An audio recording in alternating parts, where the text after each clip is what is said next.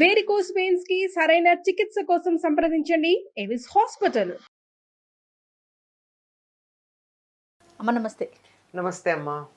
అమ్మ, తదాస్తు దేవతలు ఉంటే సాయం సంధి వేళ మనం మాట్లాడుకునేటప్పుడు ఏదన్నా మంచి కానీ చెడు కానీ వాళ్ళు దీవిస్తారని, వాళ్ళు తదాస్తు అనేస్తారని, అది జరిగిపోతుందని వింటూ ఉంటాం. అసలు ఇది ఎంతవరకు నిజమంటారు? ఉన్నారని మన వాళ్ళ విశ్వాసం అమ్మా. చారణులు మొదలైనటువంటి పేర్లతో వీళ్ళని మనం చెప్పుకుంటూ ఉంటాం. అంటే ఆకాశ మార్గంలో అలా తిరుగుతూ ఉంటారట. వాళ్ళు ఎప్పుడూ కూడా మంచి జరగాలని, మనకి మంచి జరగాలని కోరుకుంటూ తధాస్తు తధాస్తు తధాస్తు అంటారు. అంటే అట్లాగే అగుగాక, అట్లాగే అగుగాక, అట్లాగే అగుగాక అని. దీనికి ఇంగ్లీష్లో కూడా తగిన మాటే ఉంది, సోబీయిట్. క్రైస్తవ సంప్రదాయంలో సోబీయిట్, లేకపోతే దాన్ని ఇంకొంచెం బిబ్లికల్ లాంగ్వేజ్లో చెప్పాలంటే ఆమెన్. దానికి కూడా అర్థం అదే. అందుకని ఏదైనా ఒక మంచి భావన కనుక ఉన్నట్టయితే అది అట్లా జరగాలి అని అంటూ ఉండేటటువంటి మాట. అటువంటిది అనేవాళ్ళకి ఈ ఈ మంచి జరగాలని కోరుకునేటటువంటి భావనలు ఏవైతే ఉన్నాయో వాళ్ళకి అధిదైవతాలుగా మనం తధాస్తు దేవతలు అంటే తధాస్తు అంటూ ఉంటారు కనుక ఆ శక్తులకి ఆ తధాస్తు దేవతలని పేరు పెట్టుకున్నాం. సాధారణంగా చారణులు మొదలైనటువంటి వారు ఆకాశ మార్గంలో నిరంతరం సంచరిస్తూ ఉంటారని, వాళ్ళనే తధాస్తు దేవతలు అంటూ ఉంటారని మనకు మన పెద్దవాళ్ళు చెప్పినటువంటి మాట. వీళ్ళు ఎక్కువగా సంచారం చేసేటటువంటి సమయం అసుర సంధ్య వేళ. అంటే మిగిలిన సమయాల్లో లేరని కాదు, కానీ ఆ సమయంలో మరీ ఎక్కువగా అనిపిస్తారు. అంటే పగలు వెళ్ళి రాత్రి వచ్చేటటువంటి సంధ్యా సమయం ఏదైతే ఉందో ప్రదోషము అంటారు దాన్ని. ఆ సమయంలో కానీ మిగిలిన సమయాల్లో కానీ ఉంటుంది. అంచేత వాళ్ళ మాట అవుతుంది. వాళ్ళు ఎప్పుడు అవ్వాలి అని కోరుకుంటూ ఉంటారు కనుక వాళ్ళ నోటితో అన్న మాట అవుతుంది. అలా అయ్యేటటువంటి సమయంలో మనం మంచివనుకుంటే బాగుంటుంది కదా. అది అమ్మ, పురాణ ఇతిహాసాల్లో దీనికి సంబంధించి ఏదైనా ఒక కథ కానీ ఒక ఘట్టం కానీ ఏమన్నా ఉందా?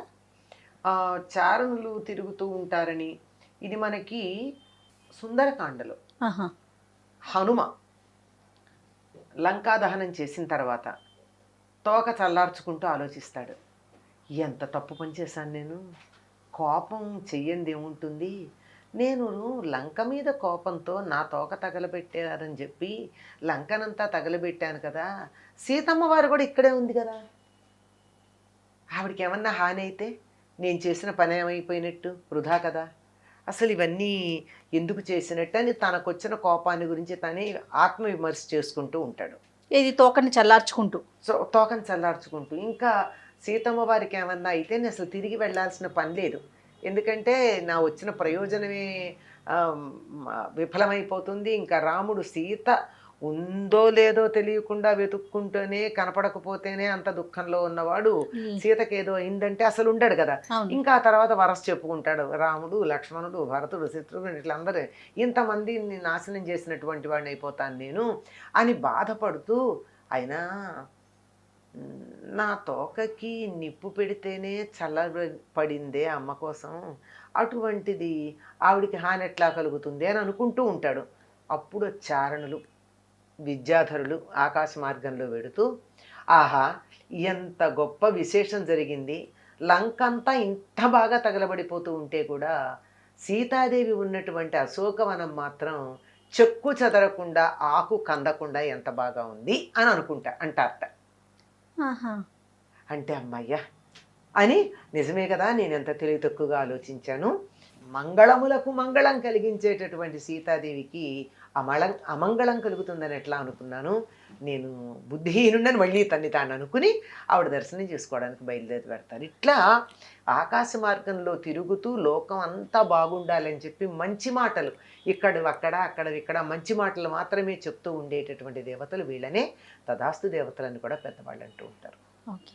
తర్వాత ఇంట్లో ఏదైనా అల్లరి చేసినా సహజంగా పెద్దవాళ్ళు తిడుతూ ఉంటారు కదమ్మా, ఆ తిట్లు అవి కూడా ఒకవేళ ఆ టైంలో తిడితే పిల్లలకి శాపనార్థాలుగా తగులుతాయంటారా? అంటారమ్మా.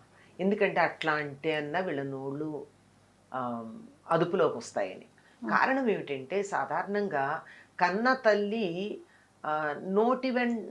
నాలుక చివరి నుంచి అంటుంది తప్ప ఇక్కడి నుంచి అనదమ్మా. అవును.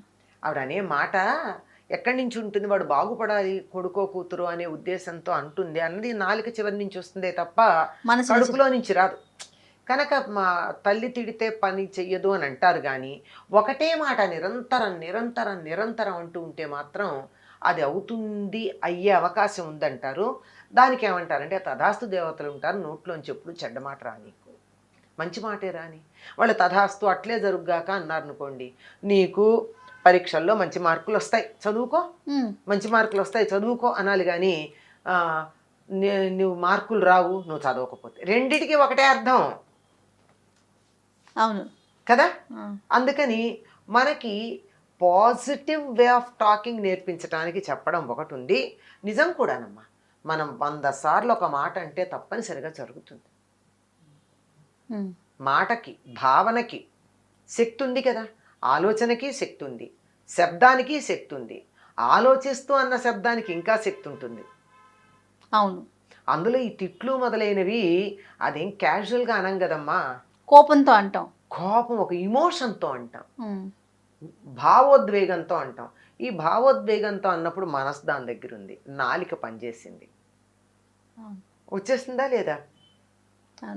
త్రికరణ శుద్ధి ఉచ్చరించటం అనేటటువంటిది శరీరంతో చేసాం, మనసుతో అనుకున్నాం, ఇవన్నీ జరిగాయి. అందువల్ల ఫలించే అవకాశం ఉంటుంది, అందువల్ల అవకాశం ఉంటుంది అంటున్నాను, ఫలించే అవకాశం ఉంటుంది. ఎందుకు అవకాశానికి ఎందుకు చోటు ఇవ్వాలి? అందుకని ఎప్పుడు మంచి మాటలే మాట్లాడతాం. తథాస్తు అంటారు, చెప్పేదాన్ని కూడా పాజిటివ్గా చెప్పచ్చు కదమ్మా. నువ్వు చదవకపోతే మంచి మార్కులు రావు అని చెప్పడం ఒకటి, చదివితే మంచి మార్కులు వస్తాయని చెప్పడం ఒకటి, రెండిటికి అర్థం ఒకటే అయినప్పుడు రెండోది ఎందుకు వాడం మనం? సో మాట్లాడే పద్ధతిని కూడా మార్చుకోవచ్చు కదా. మాట్లాడే పద్ధతి మార్చుకోవాలి. మన ఉద్దేశాలు మంచివే ఉంటాయమ్మా సాధారణంగా, ఎప్పుడో తప్పు ఉద్దేశాలు చెడు ఉండవు, కానీ మాటలు మాత్రం సరిగ్గా రావు.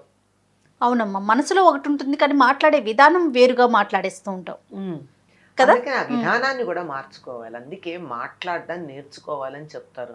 వచ్చు కదండి మేము నేర్చుకునేది ఏముందండి అంటారు, బోల్డ్ ఉంది నేర్చుకునేది. నేర్చుకోవాల్సింది చాలా ఉంది. మాట తీరులోనే మలుచుకోవాల్సిన అవసరం చాలా ఉంది. తథాస్తు దేవతలు ఉంటారు, ఇలాంటి మాటలు వాళ్ళు ఉంటారు లేదన్న తర్వాత మాట, ఉన్నారని మనకి తెలుసు. చారణులు, విద్యాధరులు ఇట్లాంటి వీళ్ళందరూ ఉండి చెప్తారని, అవన్నీ తెలియకపోయినా మామూలు దృష్టితో చూస్తే కూడా ఈ రోజుల్లో పాజిటివ్ థింకింగ్, పాజిటివ్ టాక్ అనే మాట అంటున్నారు. అటువంటిది సిద్ధిస్తుంది అనుకుంటున్నాం గనక, ప్లాసిబో లాంటి ప్రయోగాలు కూడా చేస్తూనే ఉన్నారు గనక, అందువల్ల ఎప్పుడూ మనం పెద్దవాళ్ళం సానుకూలమైనటువంటి భావనలు కలిగేట్టే మాట్లాడి ఆ పద్ధతిలో ఉంటే మన పిల్లలు కూడా అట్లాగే ఉంటారు.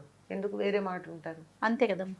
ఆవు గట్టును మేస్తే ఆవు చేలో మేస్తే దూడ గట్టును మేస్తుందా అని అంటారే, అట్లా పెద్దవాళ్ళని బట్టే పిల్లలు ఉంటారు గనక మనం జాగ్రత్తగా మాట్లాడుతూ వాళ్ళని కూడా జాగ్రత్తగా మాట్లాడేటటువంటి పద్ధతిలో ఉంచటం.